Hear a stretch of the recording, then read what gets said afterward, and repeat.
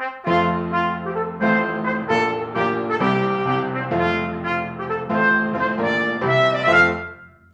and welcome to Politically Incorrect Knitters. Thanks for joining us today. I am Deplorable Knitter, and we are joined, as always, by the fabulous Anne Pinkava. Hi, Anne. Hello. We have knitting. We finally have knitting to talk about today. I'm very excited. It is exciting. Which, we have to work on knitting on our knitting podcast because I find that many times we're like, oh, actually we do knit things and on to the next. Yeah, very rarely. Well, it's not that I haven't been knitting lately. It's just that it was always the same thing. So after a while, I got bored of showing people because, well, we've seen it. So let's go on. Right. It's like you could have just pulled one out of a drawer and been like, I made this week. Well, what makes it different from the other ones? Well, nothing. They're all the same. And I have the steel and the Trump censored and the raised right. What's the other one? I sent out my last one. Yep, I sent out my last ones, and then I got another order. So yay, thank you. So, Anne, what is in your hands today? What have you got? Well, I this week I realized that I needed like 3 baby gifts in like a 1 week period. So the first thing I naturally do is panic, but I will probably also cast on a little baby sweater, but whatever, that's on the come. What I started doing, and this is it is a On the Bias knit baby blanket. Woot. That anyways, this is one of my favorite things to make just because it's just plain knitting. It's increases and then later decreases to make your square. It's cushy fabric. It's Lion Brand Mandala. I don't know how that's pronounced. So it's pre-striped for me. It looks nice. It's washable. And for some reason, go in the dryer. I know it can go in the dryer, Tabitha. But it's so I really just like making these blankets, and for whatever reason, well, the stripes keep my interest too, but when you're like just knitting and knitting and knitting in a circle and it gets really boring, for some reason knitting back and forth, and again that little bit of interest in stripe changes and increases and decreases, that can keep my attention better than if I'm just like doing like the body section of a sweater and I'm like, please stop. Yeah, there's something about just straight up stockinette, which is a little bit tedious, or a lot of it tedious. I know some people really enjoy it, but I find I have no interest in it. I know. And one of the things that I really, really like about this is, I mean, normally when I'm sitting here and talking with you, I won't be knitting, but this is just garter stitch. There's no thinking involved. And like I can read and knit at the same time. That there's no, I mean, every once in a while I'll find that I split a stitch or dropped one or something, but it's not like a serious issue. Where on the other hand, the other thing that I'm knitting this week is I have a pair of socks, and it's with an afterthought heel, so no heel yet, but they're dark blue. They're very nice. It's Liz from You and Dye Yarns, the dark blue. It was a one of a kind of hers. It's very lovely. But it's gonna have a blue foot, and then it will be blue and white stripes up the ankle. So it'll be kind of like piratey stripey socks. But anyways, until I put the stripe in, these were the most boring things. They were just painful. And it was sort of like people wear plain blue socks. Like, that is very wearable. It's very sensible. But then the person I'm wearing it for is like, no, I think stripes would be cool. I'm like, oh, thank goodness. Like, I pulled out like 3 or 4 inches of this, which is painful because it's tiny needles and you got to readjust it and everything. But I'm like, oh, but this is going to be so much faster now. Yeah, it's funny how your brain, stuff that isn't true, doesn't really make sense. your brain's like, oh no, that's better. All right. Right. It's like yeah, the entire sock is just a knit 3 purl 1. That is all it is. And I'm like, oh, this is terrible. I can barely see progress. I just have to knit this forever. And suddenly it's like, oh, you have to do stripes now. Okay, 5, 5, 5. I can count them. It keeps my interest. This is fun. It's just like little mental tricks that's like it doesn't. Yeah. So what are you working on? No, not that I was going to say I can relate to the mental boredom of working on something. And like, I'm totally thankful for all the orders we got. I want to stress that so much. But by the time we had knit so many of them, like, I couldn't get through the crowns. Once I finished the color work, like 3 inches of straight up knitting was like painful. And I was just, oh my gosh, how many more of these do I have to do? Right. Right. And then in the past 2 days, I have knit 2 hats. Oh. And I think a lot of it is because they're busy. Look at how busy this is. Right. And it's so happy and exciting. And this is the new pattern I'm working on. It is currently unnamed, but this is the first one. I've tweaked it since I did the first one. So this is going to be my hat because it's one of a kind, not quite perfect. But then I wanted to do it again, and I happen to have a friend's son who's having a birthday soon. So I'm like, well, what boy doesn't love obnoxious green and black? That's right. I mean, come on. So. And all the snow you've been having. Yeah, but I knit 2 of these in a day, and I'm planning on another one. Yes, we have a lot of snow, so it's good to have something like this to do. But this is something. So some of this is made out of scraps right now, just things that I could find. I mean, this one only took 60 grams of yarn, like 30 of each color, or not even quite 30 of the black. I mean, right. Good little stash buster if you just want to make a quick hat. Right. Isn't that but there's going to be a whole set. There's going to be a hat. The green is from Potions yarn. I had made another hat out of it. And when I was looking for something boyish, because I tend to, not that I'm really into girly girl colors, but I tend to have a lot of things that have like purples or pinks in them, like my variegated. So this one worked out well for the boy thing. Yeah, it's just Potion yarns, and the black is Barocco, whatever I have around from all the hats I've been making. So it's good stuff. But when this is all said and done, it is going to be a set. It is going to be a hat and a cowl and fingerless mitts. And it's something that I'm working on with Chicken Lady. So hopefully I'll have more information soon. But yeah, there'll be more info about all that. But my green hat, my purple hat, I love this one too, if you see it. Mm-hmm. And the purple is from Chicken Lady. It's her deep iris color, which is like so fabulous. But I was telling Anne, I had a little bit of a shopping spree this week. It was very naughty, and that's okay.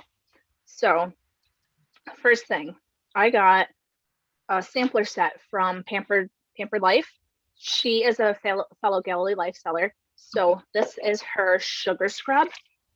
And I wish you could smell it because it's like super delicious, but it's a sugar scrub. It's got little pieces of orange in there. And, you know, you scrub it all over your hands and then they exfoliate.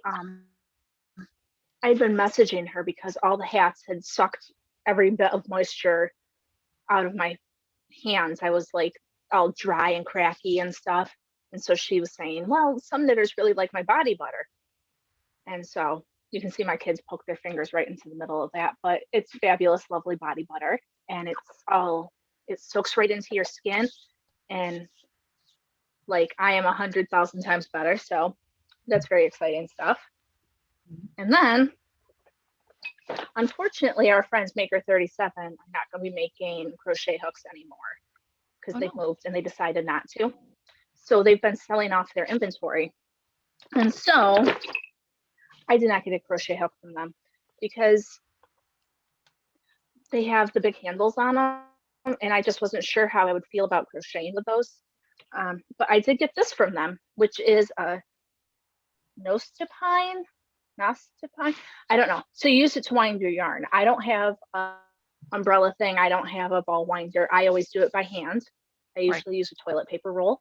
So I'm like, well, at least then it'll be pretty when I'm doing my yarns up instead of holding a toilet paper roll. So that's what it's for. Just like that. So that. And then they were having other things that were like $5. And so when they were like, well, if you spend a little bit more, you'll get free shipping. And I said, surprise me. So I got an angel ornament. And then I got this super cute little sheep ornament. Aww. Because why not? Super cute. And then this like notions bag. It's got a knitting octopus on it, obviously. So there's that. And it happens to match this bigger bag, which is super cute.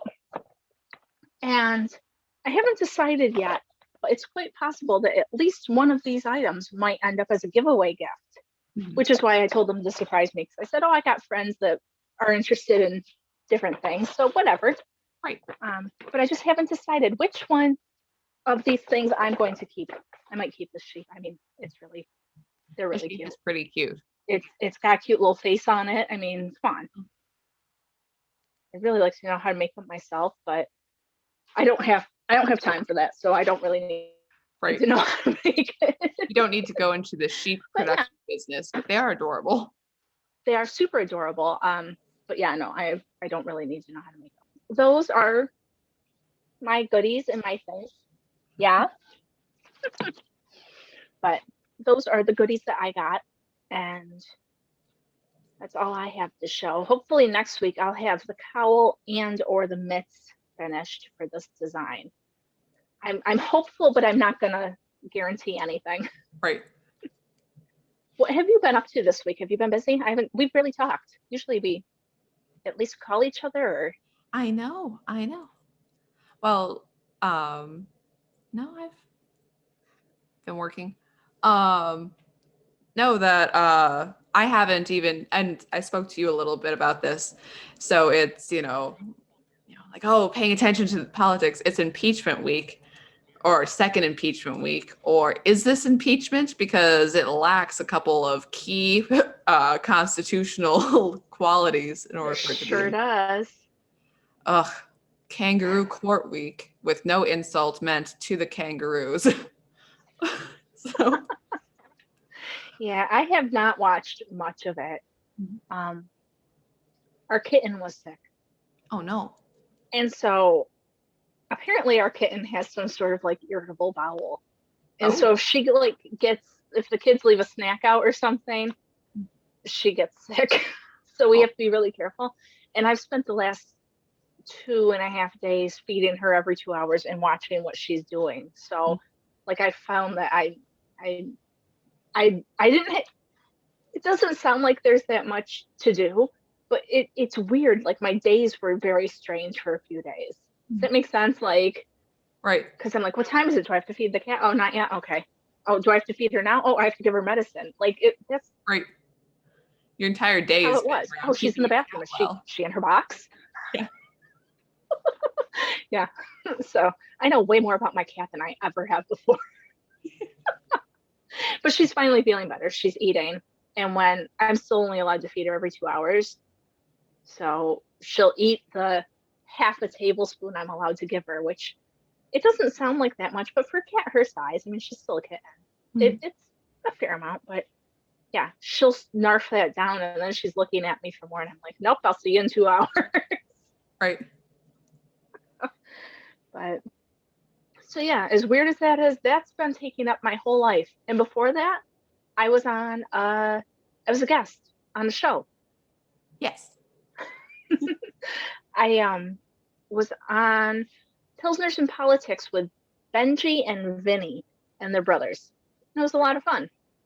So I will drop a link to that so you guys can check it out if you want to. They're a fairly new podcast, but they're pretty politically astute.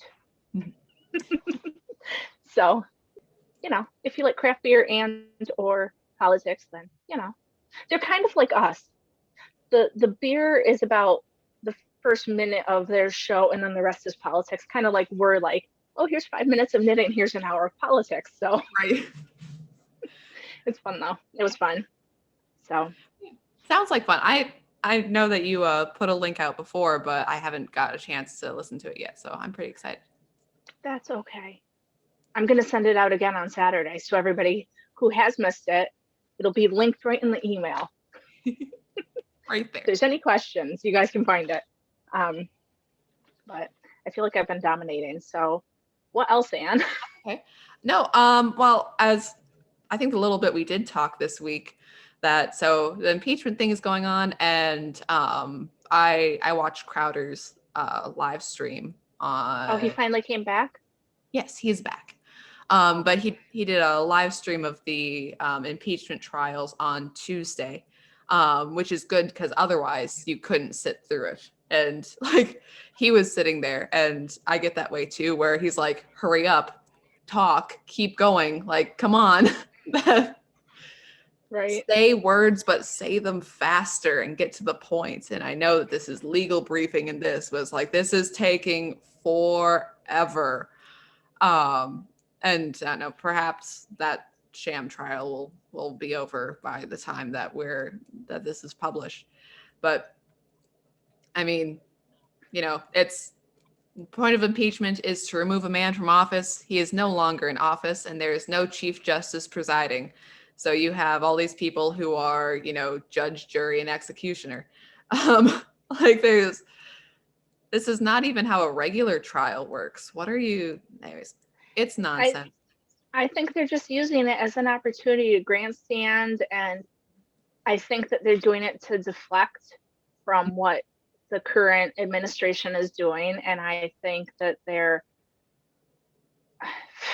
I don't even know what they're doing, but I don't know how anybody thinks that we're going to take Eric Swalwell seriously trying to present stuff. Right. Eric Swalwell talking when we know about that he was sleeping with a spy. Like, yeah. I roll my eyes so hard they're going to get stuck up there. Like, I don't know how they think we can even. No, I know, and yeah, and not as if this is original with me, because Crowder and others have talked about it. But the point of this is not so much even about Trump, I would say. I mean, they want to destroy Trump and destroy him utterly, but they want, that Republicans will play by the rules. And I'm not saying that you oughtn't to play by the rules, but I am saying that Democrats will take what power they have and push the boundaries of that power. Oh yeah, well, we're going to impeach you. It's like when the Republicans would, be shuffling around still, like, well, this isn't an impeachable offense. Well, our respected colleagues in the Senate, where the Democrat senators are like, and you're a horrible person, and I hate you, and I'm afraid when you're in the room, and you're the worst person I've ever seen. And the Republicans will be like, well, I don't want to overstate, any faults that I may believe my colleagues have. And again, the other side is just like railing on them and making personal attacks. And it's like, one side's serious about power and the other, it seems, less so. But yeah, it's nonsense. Stein has had his own primetime Fox show, which warms my little heart. So I've been seeing clips from that because I don't actually, have cable. He's been having people on and talking. Yeah, I didn't know that he was having a show. So I, as many others, have totally forsaken Fox because they're a steaming pile of trash. So no, and then they fired. It's hard to. Yeah, right. Then they fired Lou Dobbs and stuff. So it's this weird swing because. Okay, so Tucker, not that Tucker is totally perfect, but to a certain extent, I trust Tucker. And as far as trusting any political pundit, my trust with Stein is like up there with my trust with Rush. And it's like, oh, well, people are like, oh, well, they used to say the sort of, that you're just a zombie and you just agree with everything they say. No, that I sit there and I agree and disagree, but I've listened to a person enough and have heard enough of their opinions that I'm like, no, I trust your opinion on things. And even if I disagree with your opinion, I'll take it into consideration, that I'll mentally note what you have said about this subject because you've been doing this for so long. And especially in Stein's case, he knows everybody. Like of course you're going to laugh at me, but on his bit for Fox that he had Nigel Farage on, and because they're actually friends, so I can more trust your opinion on that guy because you know him personally and that sort of thing. That, if I know you and I know what you generally think of people, then that gives me a little more insight, hopefully, than I would have, just being somebody out here in this field and not knowing any of these people because, why would I? Right. I just, I'm not saying Stein is bad. I don't think Tucker's bad, but I just think that what that Fox station has been doing is just awful. It's just awful. It has been. And definitely, like, this is some really shady, really horrible stuff. So I don't know. Are they trying to sort of, save their butts here by having people like Stein on, by trying to expand the more conservative voices that they have now that their ratings have taken a nosedive? Who can say? I don't know. It's hard to say. I mean, they're down below CNN and MSNBC, which they were always leaps and bounds ahead of. So who knows? I don't know that they care enough. Yeah. So that's the problem. But anyway, so. Well, and even Newsmax had their issue when they booted Mike Lindell off mid-show. So I know. I tried to tell somebody about that, and they told me it didn't happen, and I was like, "What?" But it did, though. But I saw it. Right. Okay, never mind. I don't watch any news anymore, which is probably why I have no idea what's going on. That, and I've been following a kitten around for 2 days trying to figure out what she's doing, but whatever. Right. Well, I've been so glad that Crowder has been back, because for all that Crowder is, for all of, Crowder's sort of, crass jokes and whatever, to have a show that actually gives you video and sources and is actually funny. Like, when he's not there, I'm like, this is, and again, it could be the sort of ADD with me that, like, this is taking forever and we need to, but It's like, thank goodness for actually giving me video and commentary about stuff and giving it in a concise and reasonable way.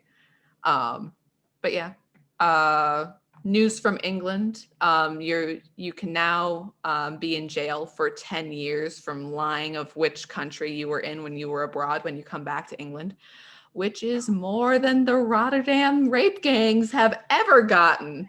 So that's awesome. Yeah, they're really doubling down on this. They really are. It's really horrible. And the Reclaim Party, Lawrence Fox's party, has now been officially recognized by the Electoral Commission, which is great because that means it can be on ballots now. And hopefully, not to be snide, but, hopefully this means that, more will be getting done with that political party than Calvin Robinson and Emma Webb just having great dinner parties at Lawrence Fox's house and playing with his new puppy. Because that is the majority of what you get if you follow them on Instagram. And I'm like, where is your party platform? And fix that typo on your main page, Lawrence. But, you're missing a period on your second to last sentence. And it's really bothering me. You still haven't fixed it. And also, what's your party platform? And I know, and again, none of these people are pikers. They've been out and they've been talking about things and they've been talking about issues and they've been part of, Save the Statue campaigns and defund the BBC campaign. So it's not as if nothing is getting done. But, and again, what do I care? I'm in America. But it's also come on, guys. Can you publish what you're about? Because I was looking forward to that. And you said November. and then you said January, and now it's not either of those. So come on.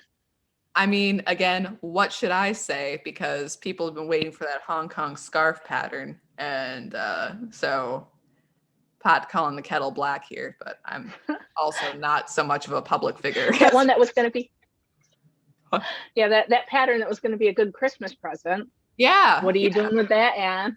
Although in her defense, I still have to edit the video of her doing Intarsia, so that's there's right. a bit of it on me. There is. Again, Sorry. none of us are perfect. But yeah, there's a lot going on. There's people getting canceled. There's stories. Was it in New York State? But there was a story going around about it was a very liberal woman and her conservative neighbor plowed her driveway, and she said, and it was sort of a story about how do I reconcile this ideologically? And basically the end was, you're still a Nazi. And it's like, yeah. I did not hear that. So yes. The Nazi, he plowed her driveway to be nice, and right. Well, she said that no matter what, he's evil.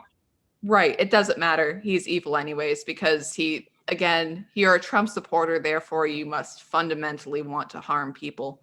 And she said as part of the article, it was part of the yard sign wars. I mean, the yard sign wars as in, I have a sign for my candidate and you have a sign for your candidate. And that's just how it is, because we disagree. And this person, that's again, not a war. That's right. It's like, did you keep adding more yard signs? Because I mean, at that point, I think that would be more funny than anything. Like, you just like keep adding more and more Trump signs to your yard. There's a big flashing neon light after a while. Oh, like the people who complain about their neighbors' flamingos, and then in the morning, like their entire yard is covered with a flock of flamingos. Right. That would be excellent. It'd be hilarious. But, to my knowledge, that did not happen at all. No, but there was a phrase, and it was something that I kind of wanted to touch on. And, so you have that incident, and you also have, yesterday, so that would be the 10th, Gina Carino was fired from Disney, and they had sort of been looking for an excuse to fire her anyways.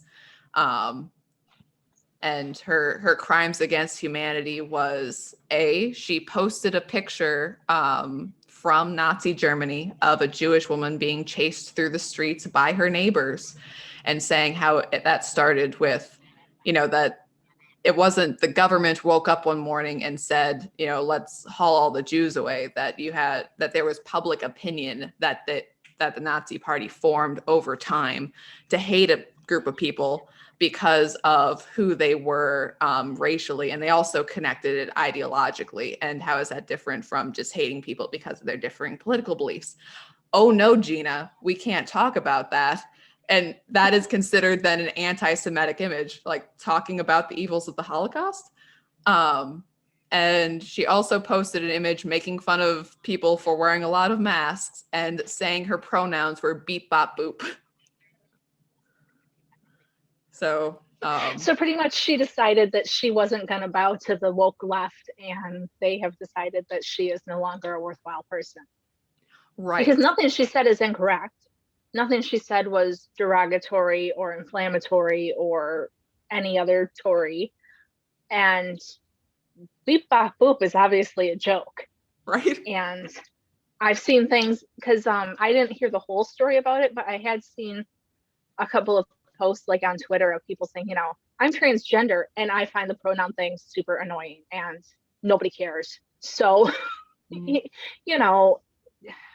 the whole having to take themselves so seriously. Right. And I believe Carrie Smith from Unsafe Space, I forget her list, but her, my pronouns are, it was something, your mom. So it's like, oh, you're terrible. Don't you mean your mom is terrible? Like correcting the Yeah, that's Humor is the worst offense. Yes, heaven forbid that you find any of this slightly amusing. Mhm. You will be shut down because there is no sense of humor anymore. Right. And also, heaven forbid you actually be a beautiful and strong woman who could crush you. But, and, but it's been mentioned by other people, but people talk about, like, oh, plus size women is like, Gina is plus size because she's jacked. Like, there's, And she. see, I don't know who she is, Right. but I do know that she was a character on The Mandalorian for other people who may not know. So now there are calls from conservatives that we should cancel Disney Plus, we should cancel Disney, we should, and so that's part of it. Right. They did not want her in that. I think they haven't wanted her for a while. She did something else a bit ago that they weren't thrilled with, but it wasn't bad enough to really get rid of her, I believe. Right. And again, I do have a previous point that I will circle back to, not to use an overused phrase, but that there was somebody saying that they were talking about Gina Carino or Carino. Yeah, that's it. Sorry. Again, I'm sorry. Sorry, you you beautiful, strong goddess of a woman, if I mispronounce your name. But she's sorry, Bebop Boop. sorry, Bebop Boop. Hashtag respect. but no, that she's that there's somebody who, I wish I could remember the name of the guy who put out the video, but he said delete your social media because it's just being used to destroy you. And on one hand, I'm like, I understand. No, I'm. If you want, absolutely delete your social media if you feel that that is what you need to do. Don't play their game anymore. Walk away. They don't need your information. They don't need your time. Yes, totally. But there was this very defeatist attitude with it, that it was if you're going to use social media, don't post anything ever that would be misconstrued or used against you. And I'm like, no. Like, No. part of the reason why we all rallied around, and there's sort of a problem in that too, that we find the one conservative and we're all like, woohoo, throw up a banner. But that the reason that she was attacked and why people love and support her for her beliefs are not even that her beliefs were anything crazy or anything out of the ordinary. It was memes that we have probably all shared around, making jokes about masks and other things. That she is putting this stuff out there and she was destroyed for it. And that, sort of like oh, well,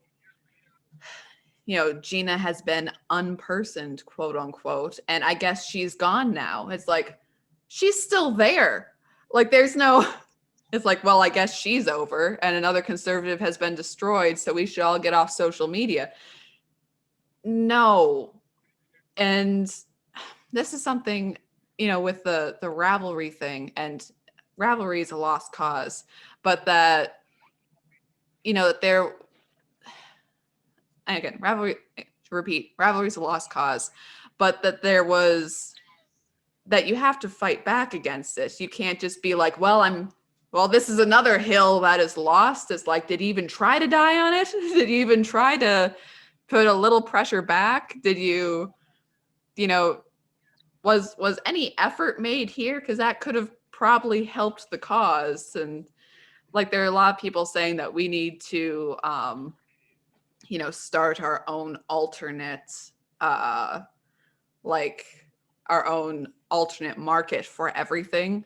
And I'm like, there's so many liberal companies out there that we shouldn't support this person, we shouldn't support this person, and we should just only give money to conservatives. And on one hand, yes, like, we've talked about, giving to different, if you're going to buy something, then buy, that you have more conservative yarn dyers and stuff that we have featured. But just you're taking your circle and you're bringing it so small, and you're not reaching out to people. You're just getting smaller and smaller and smaller until you have ghettoized yourself. Like it's incredibly frustrating for me. And then to finally get to my circling back where we have, I'm sorry, you're like, oh, I'll let you speak, Anne, and then I monologue. But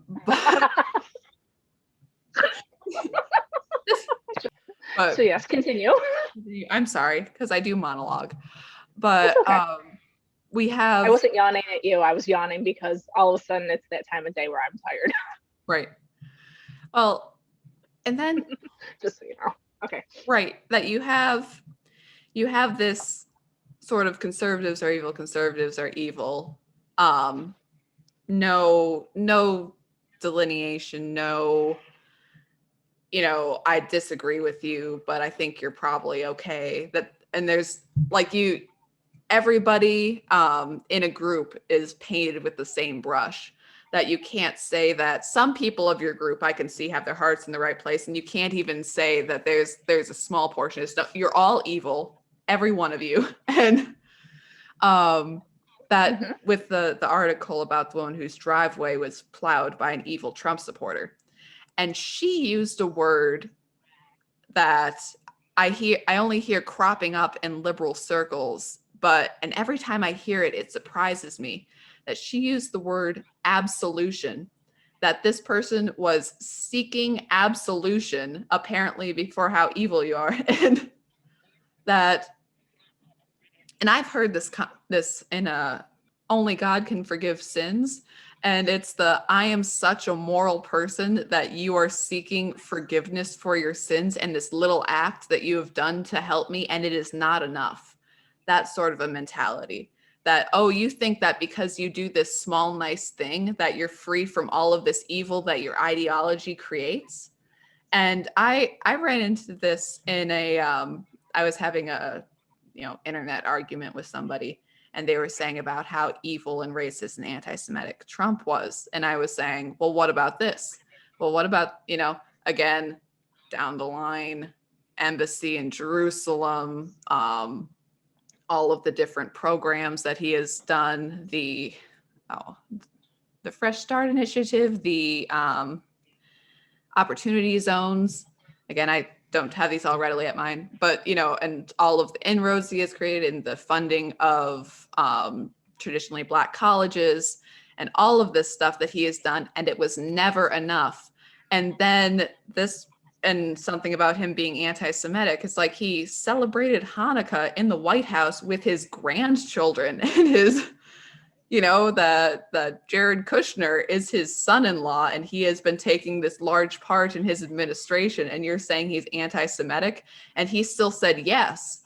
And the person I was just talking with was Jewish, and he said, so you're asking me for absolution? I'm like, no. Why would I be? Right.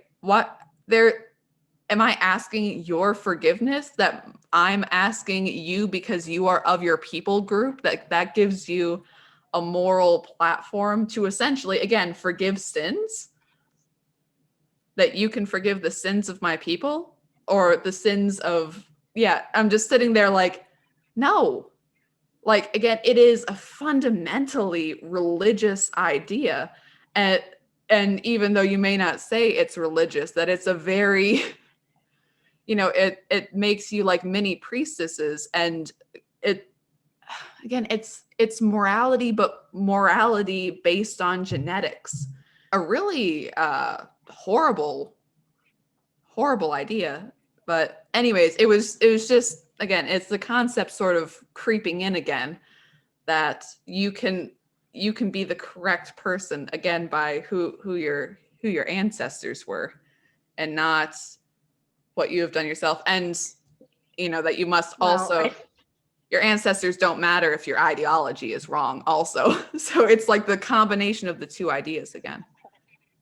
Well, it's that, and it's things like you say it's about ancestors and stuff. That's why they feel like certain people owe others reparations, and because you are a slave to what your people who came before you have done. And I'm never going to go. That guy who plowed his neighbor's driveway was probably just being nice. He has a plow. She's a woman who possibly is alone, making it easier for her. Right. That's the difference. You don't, the whole, we all have to be, I use the term all the time. The fact that they think we all have to be in lockstep to get along is just crazy. I don't have to. Anne and I are very close. I don't agree with everything that she says.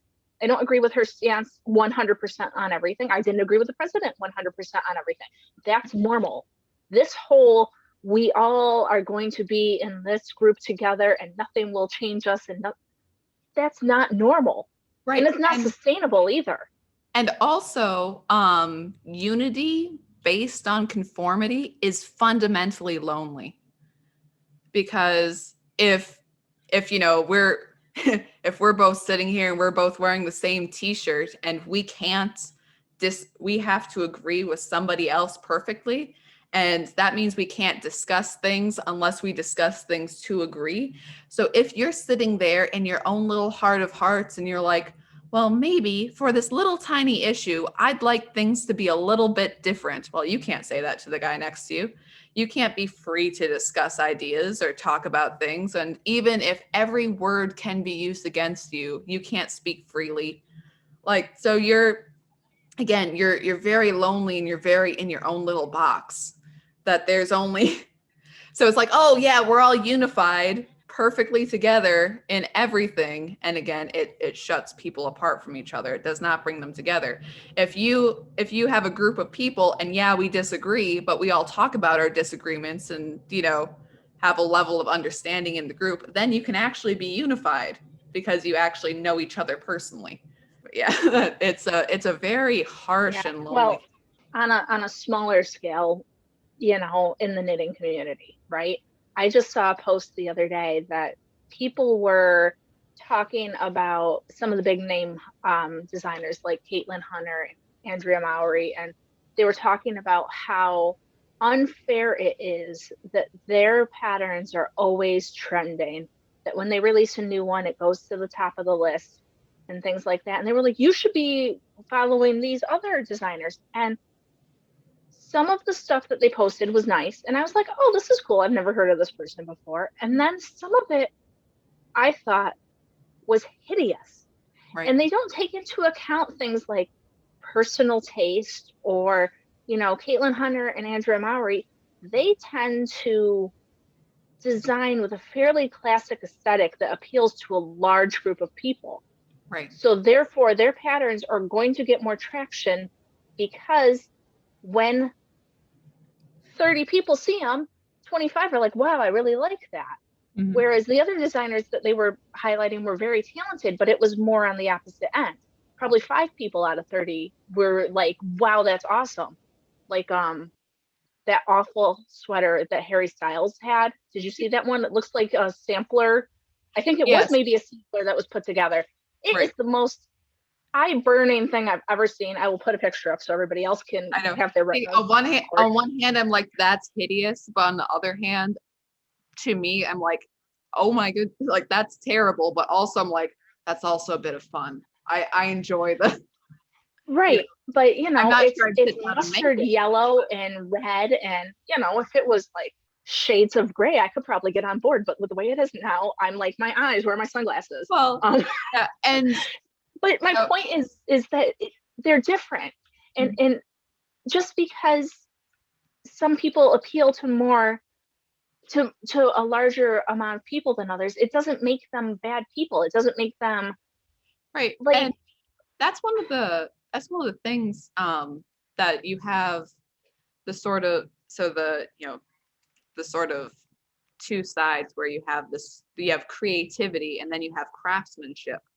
And that you may have someone who is driven to do things creatively, um and then in knitting, I think you have the craftsmanship angle. If you put out a pattern, you have to make sure that your pattern is thoroughly good. You have to make sure that people understand. You have to, and also hopefully not everything, but there has to be a certain level of practicality. you know you're wearing a hat that you made. Well, if you made the hat and the hat doesn't fit most people, then it's not going to be useful for people. if it Right. doesn't actually keep your head warm or whatever. Right. And like, But I really like this pattern, but I won't lie. I feel like it's a little bit busy with these colors. I feel like it's a little eye-searing, but I think on a little boy, it'll be cute. right, So you know what I mean? The right, pattern, there are certain, the right. pattern itself is one thing, but the choices you make with it are how you differentiate yourself, I guess is Right. kind of my point, is that Yeah, and you you also don't have to.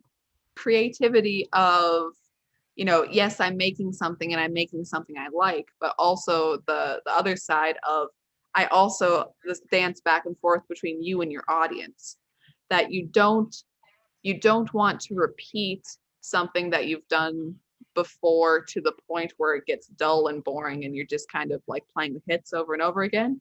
You want to do new things, but in doing new things and experimenting that way, you want to anticipate the needs of your customers without lacking that sort of creative edge to it too. It's a struggle, but also it's a lot of hard work. And if you are the top of any industry that has that creative angle, that you have to, you know, some are going to work out, some are going to flop, but you have to sit down and think about, okay, so what will people want? What are the trends? But also, what is my style? What do I do? What's my distinct spin on Right. anything? So it's, yeah. And I think that that's another thing that people forget is the hard work. You guys see us. We're here on Saturday morning. We hang out here for an hour.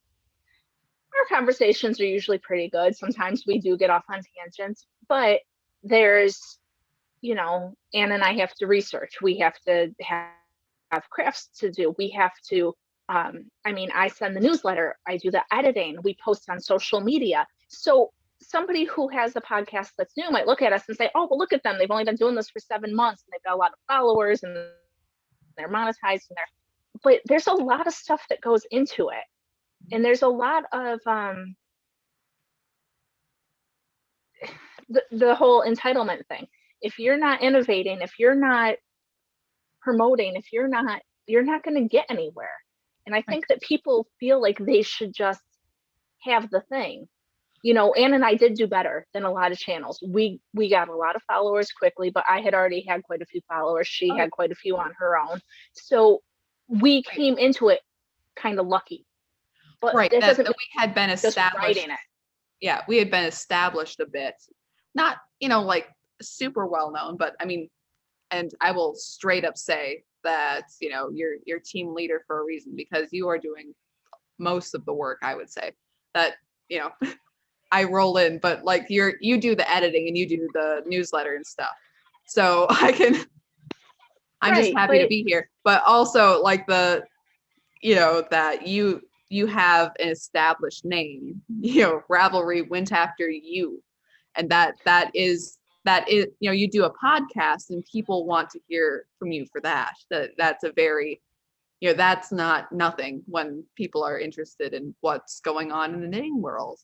Right. But I guess my point is that it's so easy to look at people, and Anne and I have the following on a tiny scales compared to some of these other designers. But I mean, there's a lot of work that goes into it. And those women who have 100,000 followers or whatever it is, they've worked for a really long time to get there. And I think that that's a lot of what is missing nowadays. A lot of people don't think that they should have to work. They don't think that they should have to, this whole entitlement, this whole everybody's the same, nobody can have a new opinion, they say that, but then they don't want everybody to like what somebody makes. It's just right. And also, so these past couple of weeks, so I've been probably listening to a little less politics than I have before. But a couple things that I've really been sort of deep diving on. There is a channel called New Culture Forum, and it's a British-based channel, and they've interviewed a lot of people. And that they had someone, and I wrote his name down, Jonathan Miles Lee.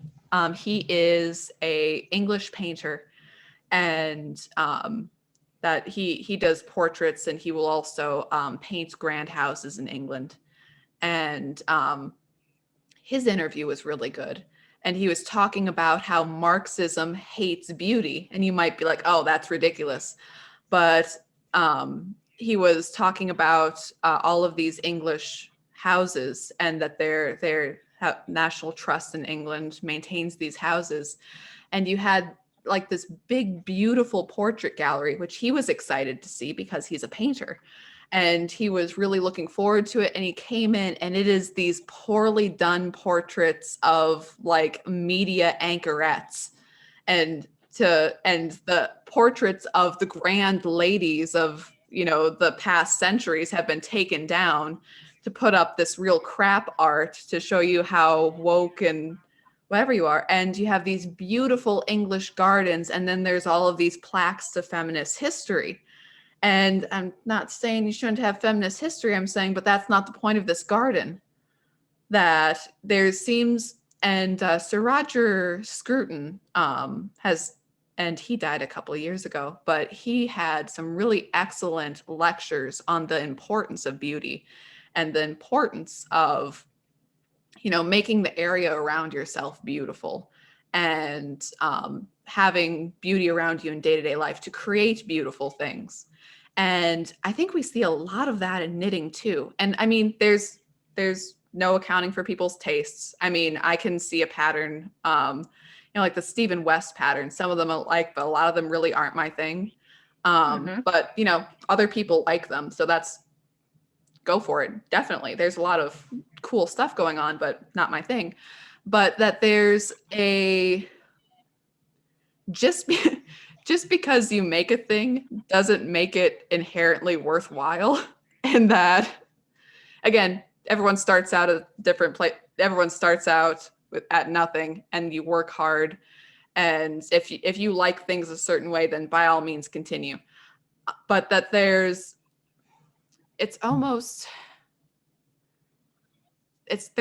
like an idea that if you make something yourself, you can't attain excellence. Like, you know, you'll see like a beautiful Fair Isle sweater, and, you know, may not be your thing, and that would take a lot of work. But some people who automatically say, well, I could never do that. But you can. I mean, if you wanted to, you could, not to force you into anything, but if you could sit down and you could stitch by stitch, just like anything else, you could make this beautiful Fair Isle sweater. Oh, but I could never do that. No, you can. Like, beauty is attainable. It's not gonna be, you know, I don't know if that makes any sense, but the pursuit of beauty seems to have been sort of pushed to the side. And well, and you saying people can do it, they can. And it goes back to the designers that have big followings and stuff. Do you think that they just sit down and design a pattern and put it on and hope somebody finds it? No, they have emails, and they have marketing, and they probably have testers that tell them what they think about things. And they probably have I mean, they're big enough that they probably have people who help them market them.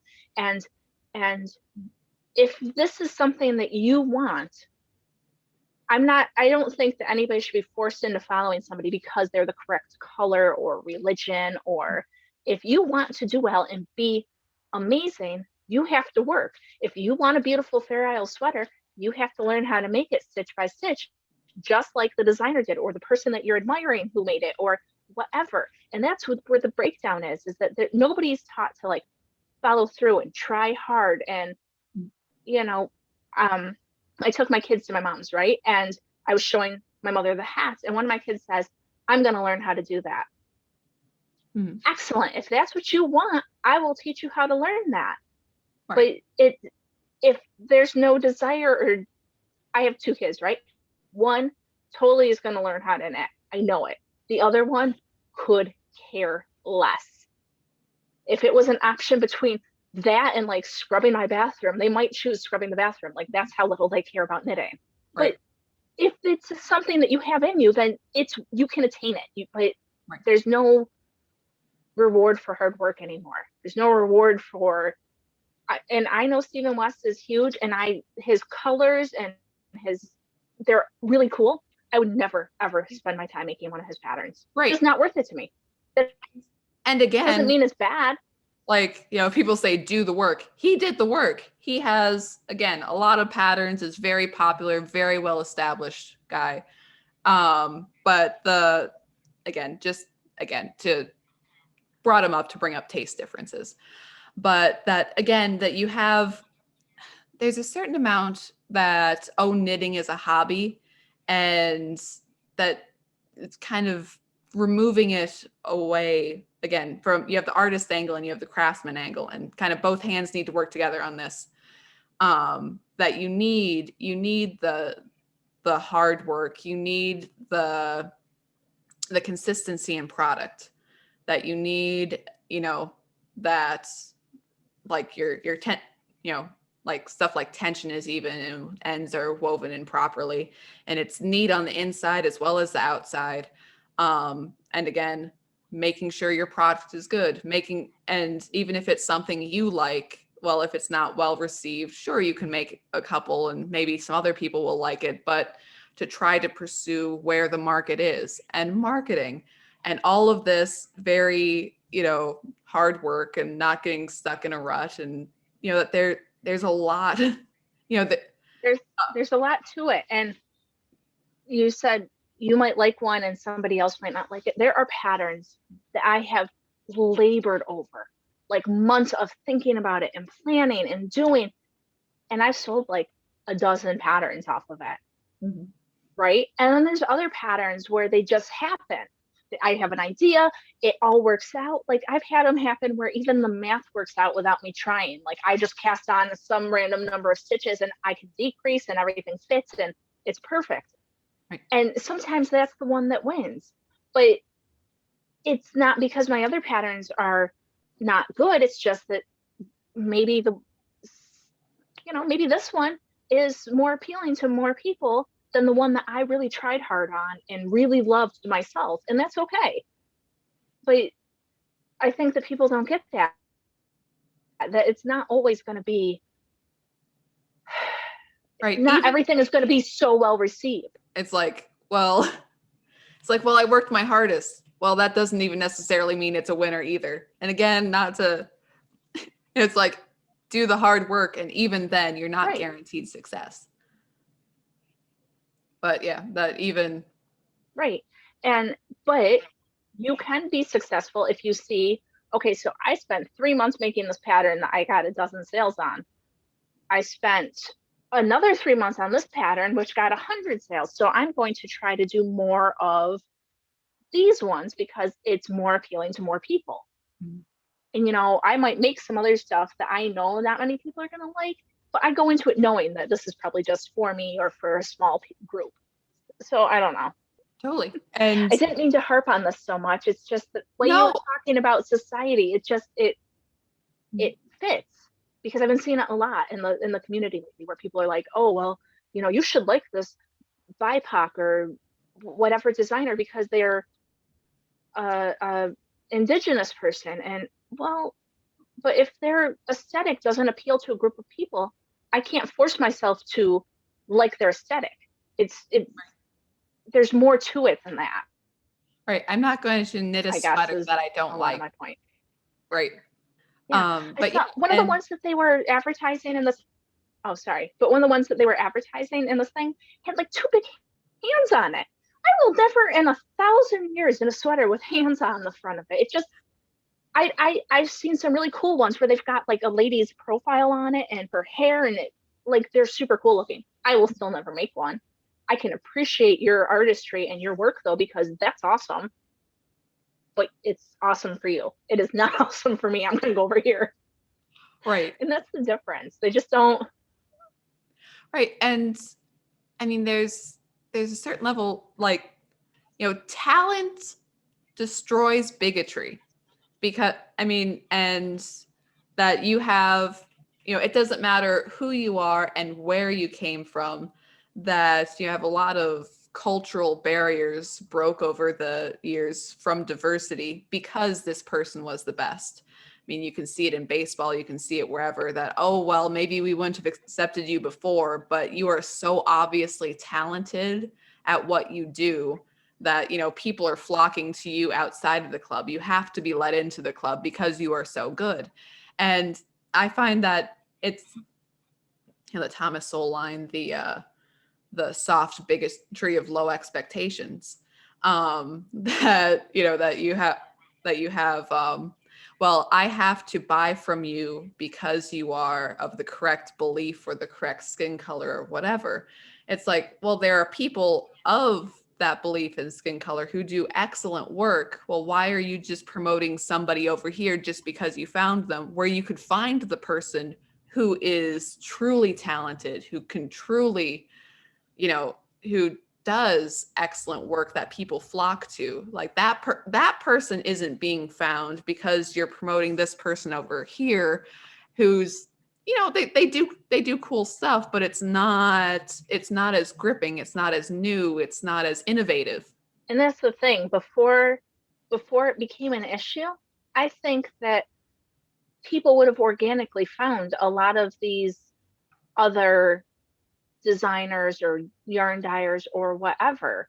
But now that it's an issue, there are some people who are like, I'm not buying from them just because all the social justice warriors say I have to. Like, and that seems more harmful than anything, but I don't know.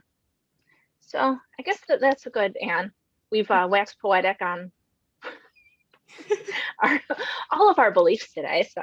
Oh, that's good. We aired them all out. But yeah, well, for today anyway. I'm sure that next week there will be more. I'm sure we'll find. And I'll try to watch some news. I'm halfway through the second Hunger Games book, so I hope they win. I know they came out a long time ago, but it was one of those deals where I didn't want to read them because everybody was doing it, kind of thing. And so my mom happened to be like, "Oh, have you seen this movie? It's so good." And I'm like, "No, but I guess I'll go read the book if you say it's that good." So. Right. See, I've never read Hunger Games, and I probably should because I make fun of it. So I should it should be like, Anne, you shouldn't make fun of something that you haven't read. Yeah. You know, that I shouldn't talk about. Make fun of it with full knowledge, you know. Yes, with full knowledge. I shouldn't, you know, make fun and joke about Katniss Everdeen activism where, you know, you bring down the evil government and you're like, that's great. So what are you going to put in its place, honey bun? So do we have a functioning democracy? Maybe those questions are answered in the book and I just haven't read it. Yeah, I'm not that far yet, so I can't tell you. So hopefully by the time next week rolls around, I've read them. So far, I've read 1.5 in like 3 days. So by next week, I will have an answer for you whether or not she has a plan, and and then hopefully I'll have some time to watch some news because that's why I haven't been. I've been like, oh, I could knit and listen to my audiobook, or I could watch the news. Well, I know what I'm going to do. So. No, I totally get that too. I've been, like I said, I've been in art world and I've been like listening to fluffy celebrity interviews from the 80s because I find that interesting. So that's what I've been doing with my time. 80s daytime television was garbage. I'm so sorry for there was some interesting points, but it's like, whew. Maybe I'm just not finding the right ones. That's funny. Maybe not. I'm not sure. I was around in the 80s, but I don't remember a whole bunch of it. So, you know, I was small. It's hard to remember. So. Anyways. All right, guys. Well, thanks for joining us this week. And next week, Anne and I will have some other nonsense to talk to you about. That's right. We'll talk more nonsense then. Hopefully have more knitting. Yeah. See, and we do have guests scheduled eventually, so no guaranteed for next week, but you know, sometimes. No, I don't think we're gonna have anyone next week, but right. We will have someone soon. We got some plans in the works, so tune in. We'll see you next time. Thanks for joining us. All right, see you then, guys. Bye.